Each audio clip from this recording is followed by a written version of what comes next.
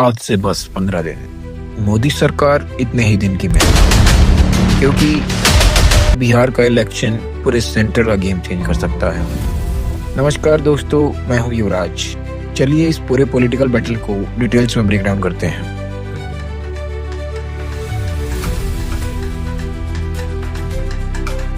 ये शुरू हुआ 19 अप्रैल 2024 लोकसभा इलेक्शन। पिछले 10 साल से मोदी सरकार पर इस बार उनका नारा था 400 पार। लेकिन इस समय गोदी मीडिया हमें बिके हुए एग्जिट पोल्स दिखा रहा। लेकिन गेम चेंज हुआ 4 जून 2024 को, जब बीजेपी को मिली 240 सीट्स और कांग्रेस को मिली 99 सीट्स। कोई मेजोरिटी में नहीं था। हर छोटी पार्टी को बड़े बड़े ऑफर्स मिलने लगे। पहले नीतीश कुमार अपनी 12 सीटों को लेकर एनडीए में शामिल हुए, फिर चंद्रबाबू नायडू अपनी 16 सीटों के साथ फिर से एक बार मोदी को पीएम बना दिया। नरेंद्र दामोदर दास मोदी। लेकिन इस बार रिस्क अलग था, क्योंकि गठबंधन की सरकार थी। पर सवाल यह था कि रिस्क कितना बड़ा है कि सरकार गिर सकती है। तो ये सब आधारित है बिहार इलेक्शन पर, जो कि कुछ दिनों बाद है। बिहार में टोटल 243 सीट है और करंट में एनडीए के पावर में है, with BJP, JDU, HM, VIP मिलाकर 125 सीट्स के साथ। मेजॉरिटी सीट्स हैं 122, मतलब 4 सीट्स इधर उधर होंगी तो सरकार गिर जाएगी। अगर बिहार की सरकार गिरेगी तो सेंट्रल की कैसे गिरेगी? इसमें तेजस्वी यादव की पार्टी आरएनडी, उनको 75 सीट्स मिली। राहुल गांधी और कुछ छोटे दल मिलाकर टोटल 110 सीट्स, बस 12 सीट्स की कमी। 2015 में बीजेपी को 53 सीट्स मिली। फिर 2020 में मोदी वेव चली तो ये बढ़कर 74 सीट्स हो गई और कांग्रेस 27 से गिरकर 19 पर आ गई। यानी साफ है कि सेंट्रल की हवा बिहार का पासा पलट कर देती है। अब बड़ा सवाल यह है, इसमें कांग्रेस ने अपनी सीटें डबल कर ली और बीजेपी नीचे आ गई है। क्या यही ट्रेंड बिहार इलेक्शन में रिपीट होगा? शायद यही डर नीतीश कुमार ने मुख्यमंत्री महिला रोजगार योजना शुरू की है। इस योजना का सबसे बड़ा फायदा ये होगा कि राज्य के हर महिला जो स्वरोजगार शुरू करना चाहती है, उसे 10,000 रूपए की मदद। उन्होंने अचानक महिलाओं के खाते में 10,000 डलवाने का वादा किया, क्योंकि उन्हें लग रहा है कि इस बार सीटें हाथ से जा सकती हैं।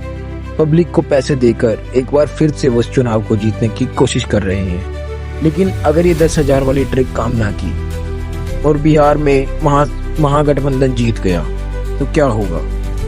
सिंपल है, नीतीश कुमार पलटी मार लेंगे और सीधा कांग्रेस तेजस्वी कैंप में आ जाएंगे। नीतीश कुमार की फर्स्ट प्रायोरिटी है बिहार की कुर्सी।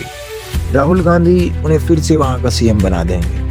नीतीश कुमार अपनी 12 सीट्स कांग्रेस को देंगे तो मोदी सरकार 293 से घटकर सीधा 281 पर आ जाएगी। लेकिन अभी भी मेजोरिटी है बीजेपी के पास और यहाँ पर एंट्री होगी चंद्रबाबू नायडू की।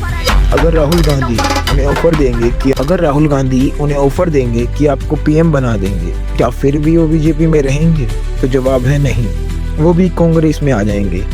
हो सकता है महाराष्ट्र में एकनाथ शिंदे भी कांग्रेस कैंप में आ जाएं। कांग्रेस उन्हें महाराष्ट्र का सीएम बना देगी। उनके पास भी 7 सीट्स हैं। कांग्रेस चिराग पासवान को मिनिस्ट्री ऑफर करेगी, उनके पास भी 5 सीट है। तो टोटल कैलकुलेशन देखें तो बीजेपी के पास बचेंगी 253 सीट्स और कांग्रेस के पास हो जाएंगी 274 सीट्स। यानी साफ है, पावर शिफ्ट हो जाएगा इंडिया अलायंस के पास।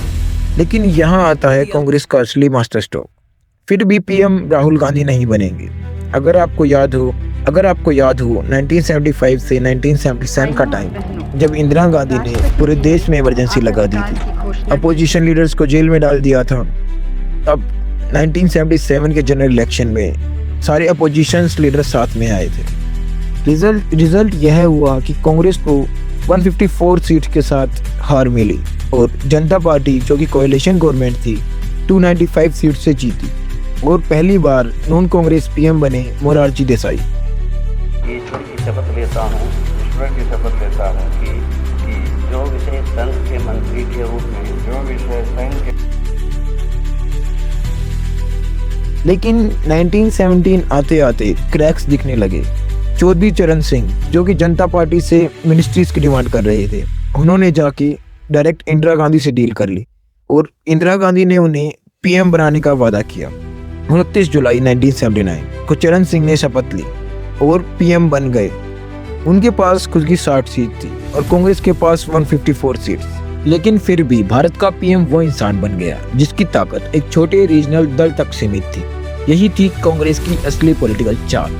क्या 2025 में रिपीट होगी? क्या राहुल गांधी ये गेम प्ले कर पाएंगे?